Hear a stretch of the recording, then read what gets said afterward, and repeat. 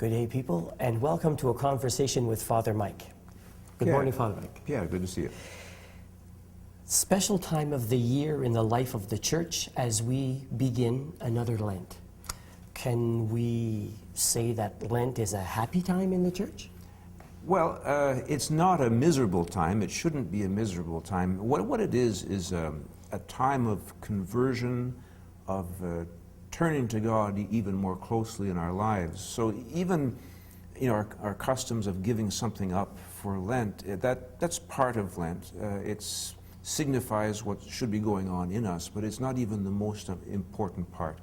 The most important aspect of Lent is our maybe taking a bit of a pause, looking at our relationship with God and saying, how can I open myself up more to the action of God in my life? That's what Lent is all about. So in that sense, it's not a sad time. It's not a time when we necessarily throw a party over it, but it's not a sad time. Okay. We begin Lent on Ash Wednesday. Yes. What significance do we place on the ashes? There are two meanings behind the ashes. In the Old Testament, whenever the Israelites were grieving about something, their customs, they were very expressive. What they would do is they would dress in sackcloth, they would sit in ashes, they would put ashes all over themselves, they would tear their clothing as a sign of grief. They were the ancient Israelites, if we look at the textual evidence, they were very emotional people. Well, we're somewhat less emotional, let's say, but what we do is have ashes placed on our foreheads as a sign of sorrow, a sign of sorrow for sin. And the secondary meaning as well is that our physical bodies eventually will turn to dust, and one of the forms that are used when ashes are put on the forehead is remember that you are dust, and to dust you shall return. The other form in today's liturgy is be converted and believe in the gospel. That summarizes Lent in a nutshell. Be converted and believe in the gospel. This year, the theme that is being presented to us is, do you want to follow him? I presume that there are some actions, some good actions that we can take as Christians during the Lent to follow God. Yes. Do you want to follow him? It refers specifically to following Jesus. And what it's a reminder of is something very basic about Christianity. It's not simply believing that God exists, although of course we believe that God exists, and not simply believing that Jesus is the Son of God, although we do indeed believe that. But what is at the heart and soul of Christianity is following Jesus in our lives. Now that doesn't mean following him from Temiskaming to some other place, although it may mean that in some cases, but it means letting Jesus, who is alive and risen, form our thoughts, our actions, our decisions, and really letting Jesus be at the center of our lives. And yes, there are all kinds of things that we can do to make that happen. More attention to prayer is one of them, and a real willingness to let our lives be guided by Jesus and by the gospel. Speaking of prayers, we have, in our Catholic rite, we have funeral masses. Yes. And there have been many changes to, I guess you could say, to the liturgy, the Mass itself for a funeral Mass, especially as it pertains to ashes versus a body. Why is it that not so much attention is paid to ashes as compared to a body when it first arrives into the Church? All right. First of all, in answering your question, about cremation and this sort of thing, I realized that I might risk offending the sensibilities, especially of grieving families, and so I'll try to answer as briefly and as delicately as I can. The prayers at the beginning of the funeral Mass and at the end of the Mass, there are some priests who say those prayers anyway in the presence of the ashes, but if you look in the liturgical books, we're not supposed to do that. And the reasoning behind it is this, that when really there are two major changes that take place, changes of one thing into another. The first major change is at the moment of death, when the self, the life of the person, the core of the person's being that we call the soul, goes into another realm of existence, and the physical body remains. That's the first major change. The second major change of one thing into another is at cremation, if the family decides for cremation, and that is before the cremation there is a body.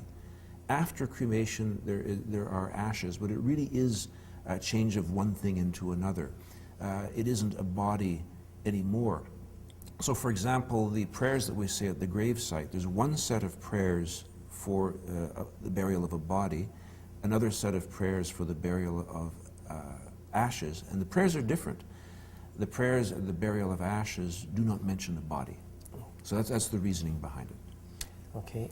I should mention something too. I mean, when cremation takes place, the body is no longer there, and when we burn anything, it's so that whatever was there before be different.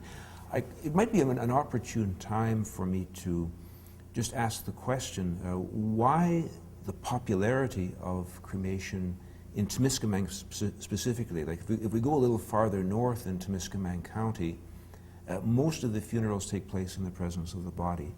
In Temiskaming, the vast majority in the presence of the ashes, even though cremation takes place at Rouyn. So I'm just asking the question, and it'll be up to the public to think about it and discuss it. I'm sure they will. Another symbol that has disappeared over the years at a funeral mass was the use of incense. Is it a personal choice of the priest, the family, the ritual itself? Yeah. In all Catholic masses, incense is optional. I personally like it. I like the smell of it. I would gladly use it. Incense is used less and less frequently nowadays because of the frequency, let's say, of allergies of different kinds. In many parishes where incense is used, as soon as the priest starts using the incense, somebody has to leave the building because their respiratory system just can't take the incense. They can't breathe. Mm-hmm. Now, what I normally do when I arrive in the parish is, at least at first, I follow the customs of the place, and I noticed that here in Temiskaming, when I arrived, incense wasn't being used at funerals, and so I've just continued that. I could start it up again, but I'm still concerned that somebody might have to leave the building when that happens. Another thing I've noticed in Temiskaming is the frequency of respiratory problems. My hearing is very good, and I notice at Mass the number of people who are coughing, and probably incense would not go over well with some folks. They just wouldn't be able to breathe if I were to use it. Yeah. There are different steps, Father, at a time when a person does die. Mm-hmm. What role does visitation or a wake play in that situation? Yeah. Well, for one thing, the customs, even within the Catholic Church, vary greatly throughout the world. Like, for example, in some countries where the climate is quite hot, it's the custom to bury the person the next day, and then the funeral takes place only later. In our culture here, traditionally, there's been a three-day waking period. It has now been compressed into perhaps an evening, perhaps an afternoon and an evening. These customs change and change again. Merely from the human level, though, on the human level, I would say that some kind of funeral rites, some kind of funeral ritual is necessary and healthy for the grieving process. For myself, for example, I've lost 3 members of my immediate family. And when that happened, I found that the wake, the funeral, the service at the cemetery, the gathering afterwards, it was a source of comfort for me. To be with all those people whom I know and love. Of course, different people react in different ways to funeral rites, but on a human level, they're a very healthy thing. It's becoming more common today not to have anything when a person dies. No wake, no funeral, no nothing. I'm worried that families in doing that might be making things more difficult for themselves. And in talking about funeral rites, I'm not even necessarily speaking about religious rituals. Like a person who's a non-believer or a family who are non-believers, they would need something. They would need to get together and tell stories about the deceased, or something to mark the occasion and give closure. On a human level, it's a healthy thing. Not easy, but healthy. Yeah. Of course, with death coming upon me at any given time, I ask myself the question, what about my sins? What about God's forgiveness? Do I have any guarantees? Well, one thing I can really emphasize with regards to God's forgiveness, you see, it's not as though the capacity to forgive is something that God is just sort of holding in, and maybe if a person does the right thing, God will give forgiveness, but in another case not. I mean, God isn't like us. The forgiveness of God is something that is always offered. So whether or not forgiveness takes place depends really on how open we are to it. You know, for example, if I lived in such a way, for example, if I had an absolute hatred for another human being, and I wish that other human being suffering, in doing that, I'm kind of closing myself off, certainly to the other human being, but in terms of God's forgiveness for that hatred, hateful attitude, hateful behavior, I'd be closing myself off from that. So to be open to God's forgiveness, if we're open to being forgiven by God, we can be fully confident that the forgiveness of God is there. And the sacrament of penance, which we all can also call the sacrament of forgiveness, is a rite whereby we receive that forgiveness of God sacramentally. So the grace of God's forgiveness and reconciliation are there. Mortal sins, venial sins, they're still there. Well, I'll just give you a couple of examples. You have two examples of sins. Okay. One sin is murder, okay? The other sin is, let's say I pickpocket you and I take your wallet, and all you have in the wallet maybe is a $5 bill, but I take that. I take the $5 bill, and I'm very skillful, and I slip the wallet back in your pocket, okay? Now that, strictly speaking, is theft. That, strictly speaking, is a sin. But $5, I mean, that's not huge. Compare that to some of the things we've seen on Wall Street, let's say.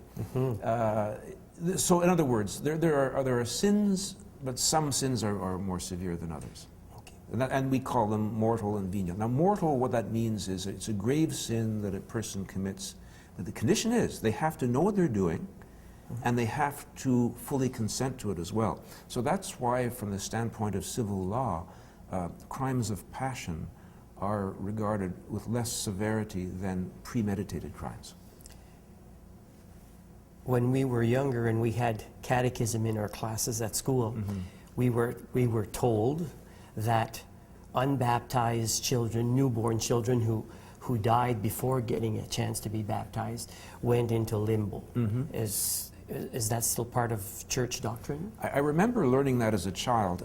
Limbo was a theological theory. It was a position put forward by various theologians, but it has never been the official teaching of the church. Now, what limbo was is an attempt to grapple with this question. Given that baptism and faith are the ordinary means of salvation, what about, let's say, an innocent child who's never done anything wrong, just didn't have the chance to be baptized? And so limbo was an attempt to deal with that question. We deal with the question differently nowadays. For one thing, we're well aware of the fact that people have varying faiths, varying shades of faith or lack of faith. And also, although the means that God has given us, the ordinary means of salvation, are faith and baptism, God has an infinite number of means of reaching people in their conscience, reaching people in the decisions they make to do good.